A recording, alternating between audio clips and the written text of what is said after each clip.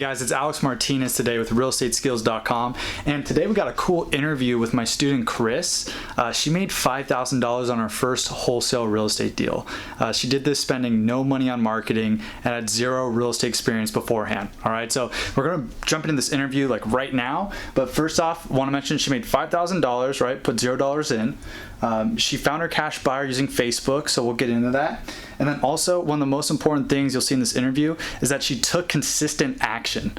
All right, and so we put consistency before action because anyone can take action for a week, a month, 2 months, but it's that consistent action over time that's going to keep getting you deals. It's the most important thing, because the reality is anyone can wholesale real estate as long as you continually put in the work and you have the right system to follow. So hope you guys learn a lot from this interview. Check it out, and please hit subscribe if you like this. Leave a comment below if you have any questions whatsoever. All right, so I'll see you guys on the flip side. Take care.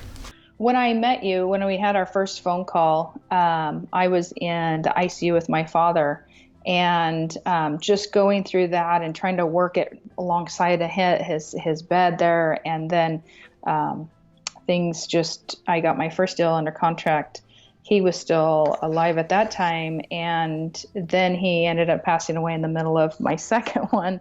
Trying to get my second one done. And, I just want to tell people, you can work this business around your life, and, sitting in a hospital, sitting in, with hospice next to us, being able to contact these homeowners and things. And that's what I do love about this business. And it just fits my life so well. I'm hoping now that we can just get the ball rolling. My first one was completely different. It was an auction.com find. And the problem, the auction date was in about 30 days from the time I found it. And it looked like they only owed about $45,000. I did some research and kind of found who owned it. They would not answer. And so I contacted a relative, and they said, "You didn't hear this from me, but here's the best number. Here's when they're kind of at the home," and that sort of thing. And so I found the woman finally out front of her house, and I pulled over and I talked to her. They were on the news for hoarding 46 dogs in that house. And so they had gotten those all removed, and actually they had finally moved out into some family members' houses. And so they just decided to start cleaning it out. And they did not let me in the first day. And I talked to the relative, and they said, "You do not want to go in that house without a mask and things." And so I started building rapport with the woman first that lived there. The husband wouldn't speak to me. He always went into a back room. He felt very ashamed. But it took me about a week to finally get into the house. And we signed an agreement after about, I think, our sixth time kind of talking. And she felt like they needed it to be all clean and all done and everything before. And I told them, "You can stop everything you're doing right now and walk away, and I will handle it from here." And so I started contacting, once I got that agreement to that release of information, I sent it to the bank, and so started working directly with them, and then no longer really with the owners that much. Mm-hmm. And so time was pressing. The title company, it's very important to find a good one. Mm-hmm. This one was not, they're busy, but they weren't understanding how important it was to speed this along, because now we were only 16 days from auction. Yeah. I asked the bank if we could get it stopped, and they said, "No, not right now." So we had to just try to get everything done before the auction. And we closed 2 days before the auction date. Way to make it happen. So it was really cool, but it was a lot of legwork. We did have, my assignment was originally $20,000, but there was a state tax lien on it. And so the finance partner and I decided to split that because we didn't have time to talk to the U.S. Department of Treasury to get that off of there. Yeah, and so what was your... that would have delayed. Yeah, didn't you split it with your financing partner, paying the lien off? So I got $5,000. Okay. So we each paid $15,000 because it was $30,000 for the tax lien. So For my first one, Alex, I did more than I might have just because I wanted that first one under my belt, and 5,000 is more than nothing. So, Yep. so that was really good. But it's really interesting because I didn't really have any secured finance partners yet because I was just starting, and I found this one on Facebook, Classifieds. She says, my husband and I are starting a flipping business. Just wanted everybody to know in case you find any out there.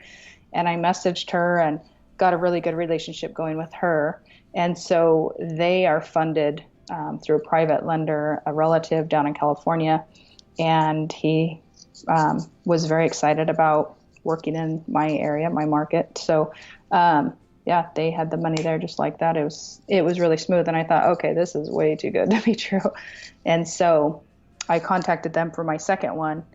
And they almost bit on that one, but there were just some things with the house I was telling you about, the roof being so low that they were really scared to take something like that on. Yeah. Because they're still working in that hoarder house that they bought from me, or that I signed to them. So that was just going to be too much for them. So I contacted other finance partners that I finally got going on. Just really started talking with a lot of them. And so I had 6 different finance partners walk through that house, and all of them were too afraid to take that on. But it sold to somebody else, the next person in line, in 10 days.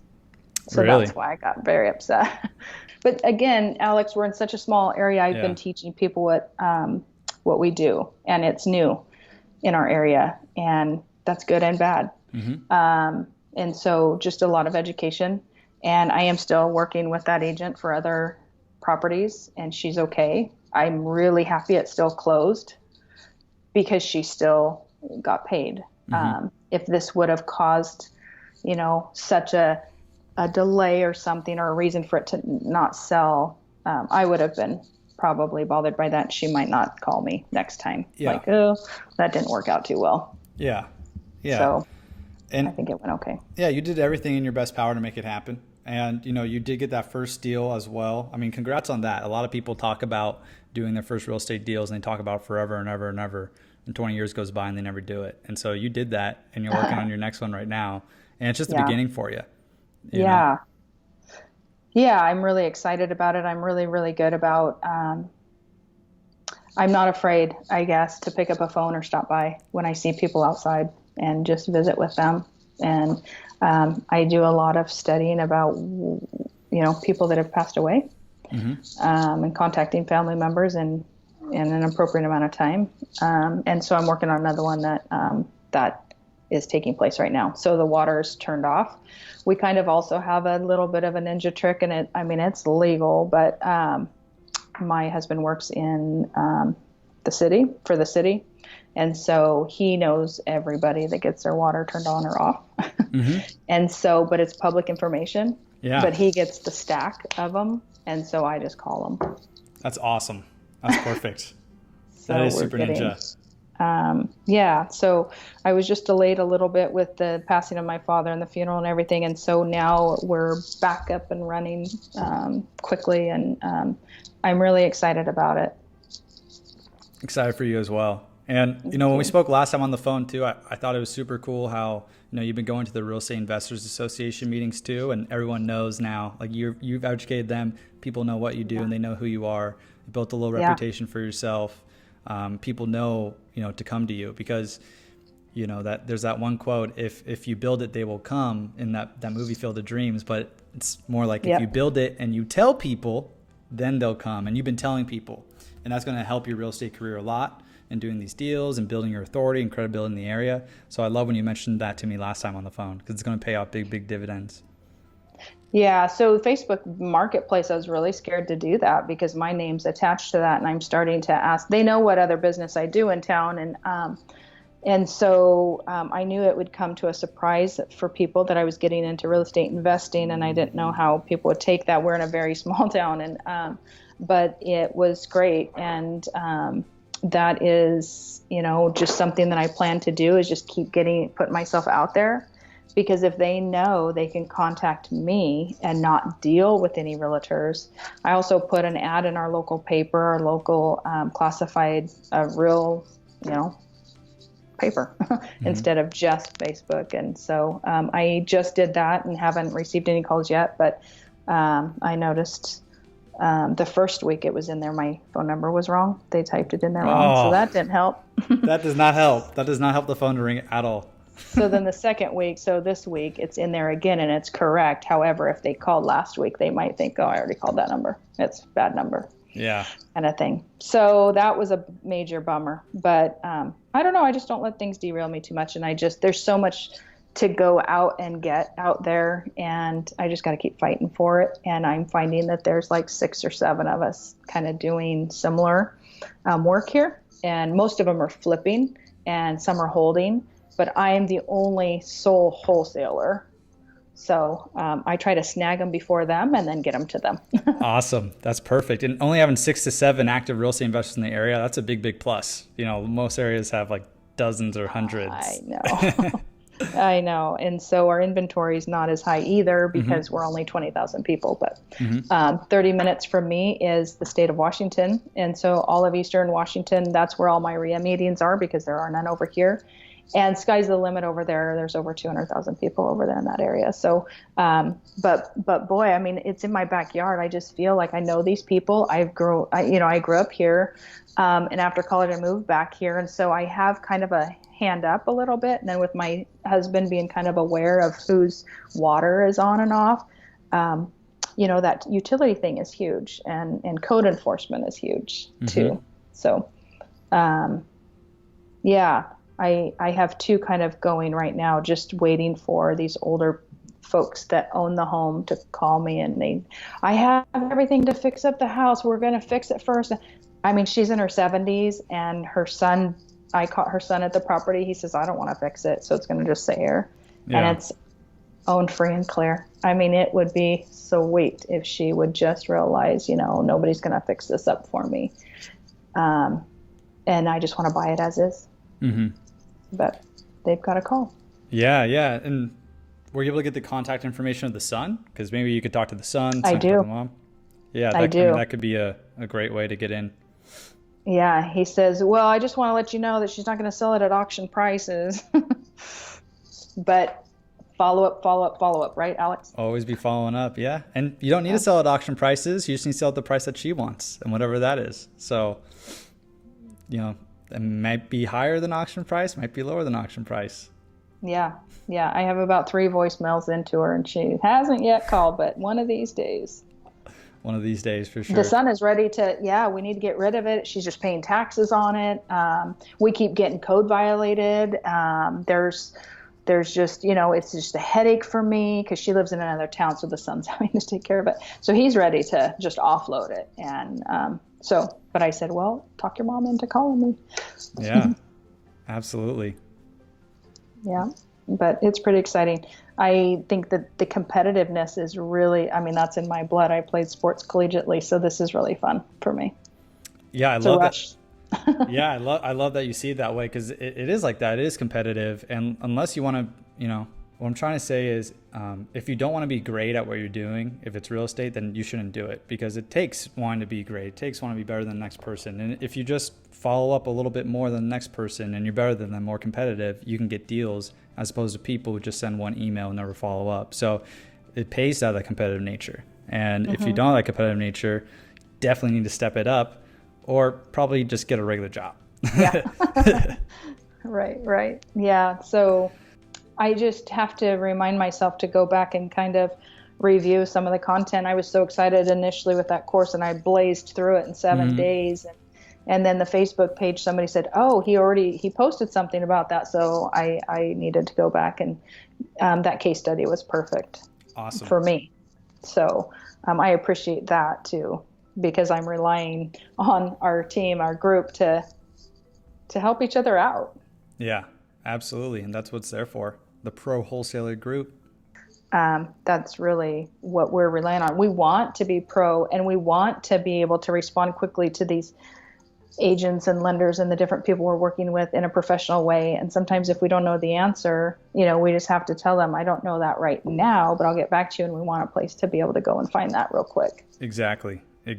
Yeah. Everything's just a question away. One thing I've always found when I didn't know the answer to anything. I still do that today. Is I say exactly what you said. I'll get you the answer. Let me get right back to you on that. When I can, I'll give you a call back, shoot you an email back, then I go find it out. Whether it's making phone calls, posting in the group, whatever it is need be. And then I love that you were talking about probates and kind of that side of things, because Stan Gentlin, who's a member in the group as well, he did 97 flips and wholesales last year. Majority of way how he's getting those deals is through probate mailers. So, yeah, it's a great strategy. He's over in South Carolina, but yeah, he's mailing them directly with postcards and having really good success. Yeah, he's the mobile home guy. Yeah, now he's bought about 5 mobile homes this year, and also an apartment building. Oh, okay. Very, very cool. Yeah, that's what's neat is you, just when you're, there's just so much more that you can do in this business. Mm-hmm. If you're just kind of done with the single family, go to multifamily. If you're done with multifamily, go to mobile home parks. If you don't want that, it's just sky is the limit. It's awesome. Absolutely. Good, Kriss. Well, super proud of you, with everything that you've been doing. And like I said, just the beginning, and we're all on our own journey. So, the progress you've had has been awesome. I know that, I'm not sure if you attended last week's Q&A call with John. No, I wasn't able to. I need to go back and listen. Yeah, he built, his business pays him about $50,000 a month. He's been able to retire his in-laws, and he's done that within 6 years, while having another full-time job as well. So this isn't even his full-time job. And he gets a lot of his deals from the MLS. So talked about a fix and flip and buy and hold he did from the MLS. But, one thing, that I've heard, of course, and I think you may have heard before, is that a lot of us underestimate what we can do in 5 years and overestimate what we can do in 1 year. Sure. And, I'm so happy you've been sticking to it, because have you been in Pro Wholesaler for over a year now, almost a year? We joined in the summer, so yeah, almost a year. Yeah, and I love that you stuck to it, because most people, anyone can make it happen as long as you stick to it and you're competitive like you are. So thank you. Yeah, I love that you stuck to it.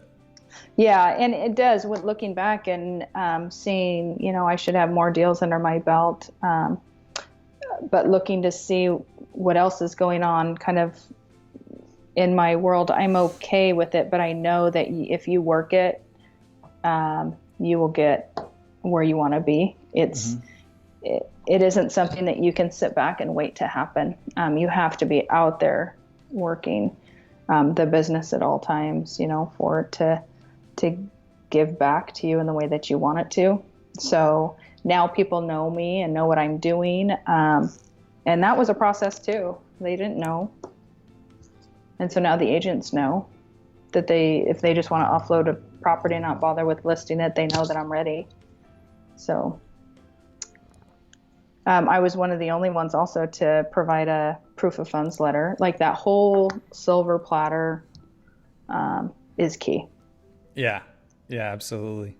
So all members listening, do that. I even like to call it a platinum platter, because it's even better than a silver platter. That's right. What deal was that you're the only one who submitted a proof of funds on? Which one was that? It was the one with the agent, that the roof was too low, and that was another reason why I got accepted. Basically, it didn't work out in my favor, but at least I was accepted, and I learned a lot. And she also said I can put like a contingency or something in there where if somebody does bid higher than me, it says that put mine 5,000 above that one. Have you ever heard of that? What is that called? So if anyone offers higher than you, you put it 5,000. Yeah, I've definitely heard of that. I'm not sure exactly what to call that. That's a great one to put in there. Another good one to have is if you're a backup offer for a property, you can put an addendum in there if the seller signs it and say that you're the second one in line. So even if another offer is accepted, you can have this addendum say, hey, if this current offer falls out, even though your offer's at 195 and the other offer's at 200, and maybe that's the highest you can go, if they fall out, they're going to go with you're the next offer in line, 195. And so you can even put that in. It's called the backup offer. And most association of realtors have a backup offer addendum or template that you can use. And so even if offers are coming in higher, try to get that signed, and then you're second in line. So I've been able to get some deals from that too. Okay, great. Yeah, I don't, every agent's been different that I've worked with Mm-hmm. too. Some wait 5 days to take in all the offers, and some um, give them to the seller to review right away. Mm-hmm. All agents are created different in their knowledge and how they operate and what they Mm-hmm. need from you.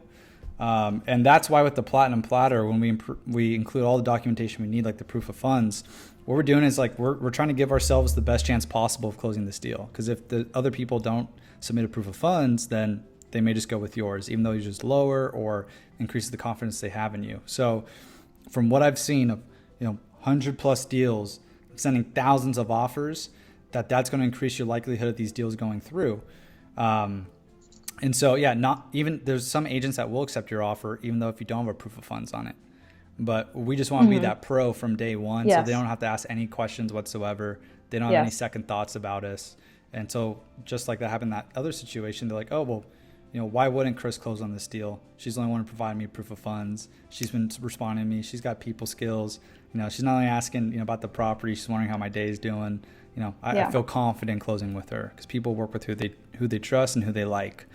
And so I'm excited for you to watch the Q&A call as well, because John's submitting about 40 offers a month, and for him in Connecticut, it brings him about 2 deals a month. And so he's either wholesaling them, fixing or flipping, or buying and holding. But he's got the offer goal of about 10 offers a week, no matter what. And so from doing that, from getting those offers out, he's not only getting deals on the front end and having these conversations with the agents, but a lot of the times one of those offers is going to be a backup offer that gets accepted too. And that's a really cool thing about submitting as many offers as you can on the MLS. You're kind of creating your own luck and creating more opportunities for yourself to make money. Well, and it just happened. We made an offer on a house personally to purchase for our home to live in. And she says, oh, there's one pending. And she did not want to write up another offer. And I said, I'd really appreciate if you did. And we'd like to see the property. Oh, the seller's just really tired. She's not going to show it anymore. They're pretty confident. Well, guess what? That fell through. And so I was that first phone call, and so we were ready to move. But it's silly that they don't take up those backup offers sometimes. But again, it's just every agent is different. Every agent's different, and it's unethical for them to not. I agree. Get another offer as well, because you're hurting the seller. You're hurting the seller, because now if you weren't persistent, you just went on to another property, maybe they would never sold that property. And that's not right. Helping the seller out. It's not in the seller's best interest. Yeah. So it's interesting. You're finding which ones to work with and which ones to not work with. And title companies, same way. You have to work with the ones that are understanding what you're trying to do and get the job done. Mm-hmm. Absolutely. So, you've learned so much. I'm so happy, and you've been implementing so much. And you're right there. You're doing everything right. And it sounds like you got a couple more in the pipeline, and maybe does it feel like you're starting to get some momentum a little bit? Yeah. So I feel like that train just starting, and I keep telling my husband it's just going to start rolling here. Yeah. Just because he says, why didn't you start this earlier? This is perfect for you. And it is. And it's just because I'm one of those that wants to learn enough, not everything, but enough. And you were the first person that could lay it out in such a way that, it's manageable and doable, and it makes sense. And there's just, it's just quality education. So I thank you for that. Yeah. Yeah, of course. I'm happy. And I only want to keep improving it and making it better. And, there's so many little nuances, as you know. And so just keep putting those in, and keep bringing other real estate pros in that can tell us what's working, not only in, across the U.S., but their specific market. All those different things. So one thing I've learned, I've just been doing this 8 years. I know people have been doing this 40 years, and You're always learning. Pretty much every single deal is going to be a little bit different. The minute you think you know it all is the minute you start going down.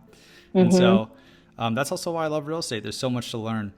And so love helping you out. And nothing fires me up more or makes me happier than, you go through the course, or you ask a question, we talk about it, and then you implement it and you make it happen. Just like, just like you're doing. So I applaud you for that. Commend Thank you you. for that. Yeah.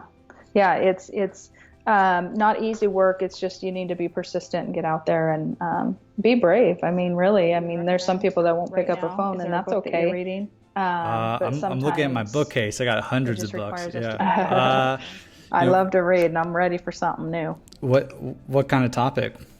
So probably something about getting out of your own way a little bit. Something about just, I don't know, just keep. Mainly I ask for my husband. I want something to give him that belief system that, get out of your comfort zone, get out of your way, just take risks, that sort of thing. I'm always looking for new books like that. I think I have the perfect book. Have you heard of The Obstacle is the Way by Ryan Holiday?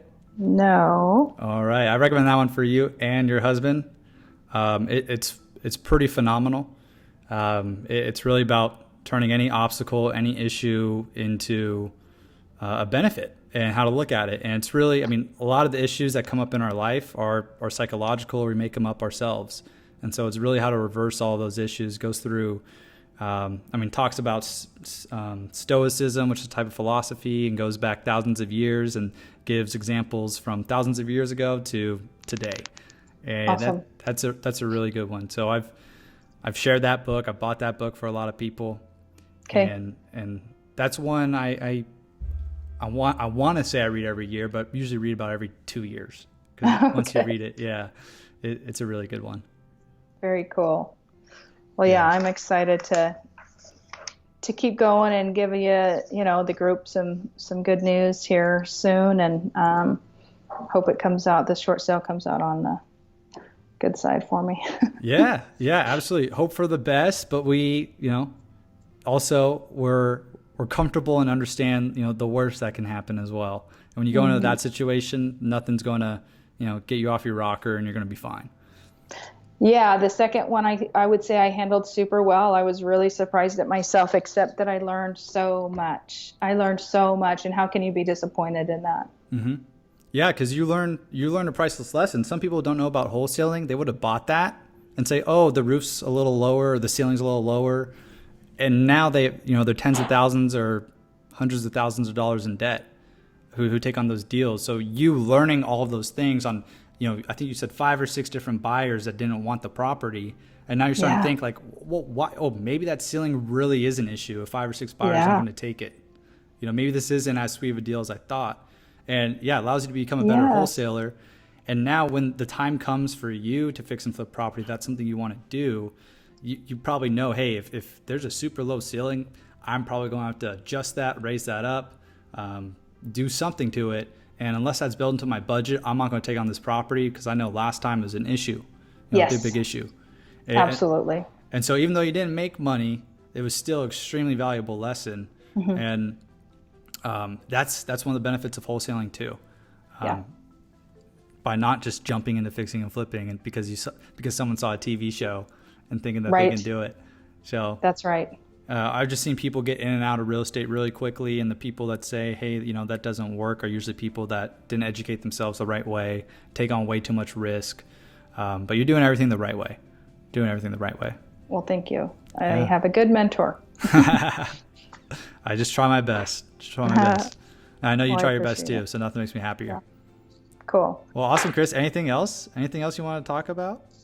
I don't think so. I think we covered everything. And then when I'll go back and listen to the Q&A, and I try to catch those as much as I can. And I know those are valuable too, because it's new information, what other people are going through. So I'll definitely do that and just see what else I can learn. Sometimes there's just so much information that we are getting, and that gal came on the Facebook page and says, oh, you already talked about that. I forget. Where did I see that? And so we do need each other. And I appreciate, just continually keeping the education fresh with the Q&As. That's helped a lot. Awesome. That's what they're there for. Yeah, I appreciate it. Well, good, Kriss. So, well, thank you. Yeah. I do want to ask this question. Would you recommend Pro Wholesaler to someone who wants to learn wholesaling? Of course. Yeah. And I have kind of looked around at others and truly settled with you and Pro Wholesaler for several different reasons. It just checked off so many boxes. And so what I think is amazing is that you are all you make yourself available, through the group or through email or whatever. And I know you want everything to go through Facebook so everybody can learn. Yeah. But sometimes I get antsy and I just throw out an email real quick because I need an answer. Somebody's, hounding me for this answer. But you're very available. Everybody's very friendly and kind. And truly it's information that is valuable and that we can use right now to make money right now, not 3 years down the road, right now. So I would definitely recommend it. Awesome, Kriss. Well, thank you. I appreciate it. Once again, proud of you. Let's wrap it up. As a reminder, if people are hopping on right now or didn't see in the beginning, Kriss did her first wholesale deal and made $5,000 on it. And she's working on another one right now and some other ones. So yeah. Great job, Kriss. And I can't wait to keep seeing your progress and keep seeing you in the Facebook group, keep helping you out. And I'm excited to hear any updates and all updates on this short sale because it's probably just the beginning with this one. Yeah. Fingers crossed. Awesome, Kriss. Well, awesome. Thanks for hopping on the call today. Thanks for making time. Yep. Thank you, Alex. All right. Of Take course. care. I'll see you. Okay. Bye-bye. Bye.